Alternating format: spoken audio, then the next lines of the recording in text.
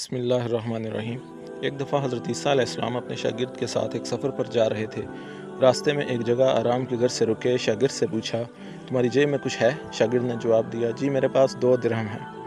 حضرت عیسیٰ علیہ السلام نے اپنی جیب سے 1 درہم نکال کر شاگرد کو دیا اور فرمایا، یہ 3 درہم ہو جائیں گے، قریب ہی آبادی ہے، تم وہاں سے 3 درہم کی روٹیاں لے آؤ۔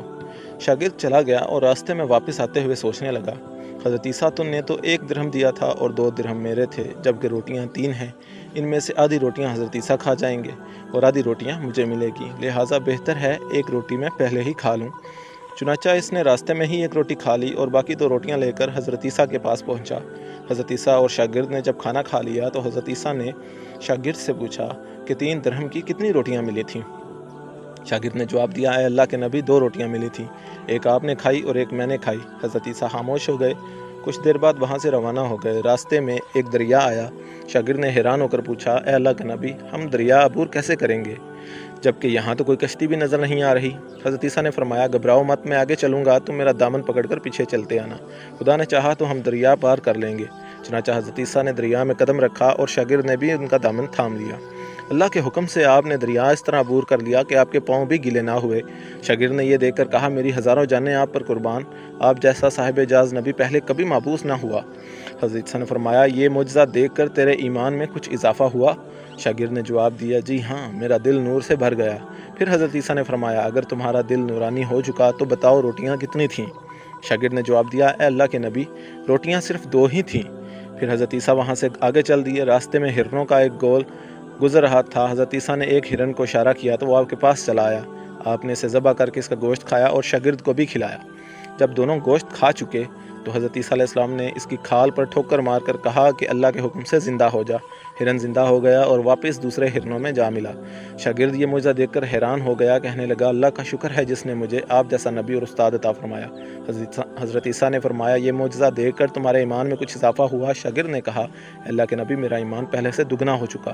حضرت عیسیٰ نے فرمایا، پھر بتاؤ روٹیاں کتنی تھیں؟ شاگرد نے پھر وہی جواب دیا، اللہ کے نبی، روٹیاں بس 2 ہی تھیں۔ عیسیٰ علیہ السلام پھر آگے چل پڑے۔ ایک جگہ قیام کیا تو دیکھتے ہیں ایک پہاڑی کے دامن میں سونے کی 3 اینٹیں پڑی ہیں۔ حضرت عیسیٰ نے فرمایا، 1 اینٹ میری، 1 اینٹ تمہاری ہے اور تیسری اینٹ اس آدمی کی جس نے تیسری روٹی کھائی تھی۔ یہ سن کر شاگرد شرمندگی سے بولا، تیسری روٹی میں نے کھائی تھی۔ حضرت عیسیٰ نے اس لالچی شاگرد کو چھوڑ دیا اور جاتے ہوئے فرمایا، 3 اینٹیں تم ہی لے جاؤ۔ یہ کہہ کر حضرت عیسیٰ وہاں سے روانہ ہو گئے۔ اب لالچی شاگرد اینٹوں کے پاس بیٹھ کر سوچنے لگا انہیں کیسے کر لے جائے۔ اسی دوران کچھ ڈاکوؤں کا وہاں سے گزر ہوا۔ انہوں نے جب دیکھا ایک شخص کے پاس سونے کی 3 اینٹیں ہیں تو انہوں نے اسے قتل کر دیا اور آپس میں کہنے لگے کہ اینٹیں 3 ہیں اور ہم بھی 3 ہیں، لہٰذا ہر ایک شخص کے حصے میں 1 اینٹ آئے گی۔ اتفاق سے وہ تینوں ڈاکو بھی بھوکے تھے۔ انہوں نے ایک ساتھی کو پیسے دے کر کہا کہ شہر قریب ہی ہے، تم وہاں سے روٹیاں لے آؤ اور کھانا کھانے کے بعد ہم اپنا اپنا حصہ لے لیں گے۔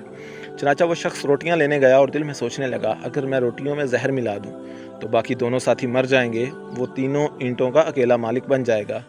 جبکہ دوسری طرف اس کے دونوں ساتھیوں نے آپس میں مشورہ کیا کہ اگر ہم اپنے ساتھی کو قتل کر دیں تو ہمارے حصے میں 1.5 اینٹ آ جائے گی۔ جب ان کا تیسرا ساتھی زہر آلود روٹیاں لے کر آیا تو انہوں نے اس منصوبے کے مطابق اس پر حملہ کر کے اسے قتل کر دیا۔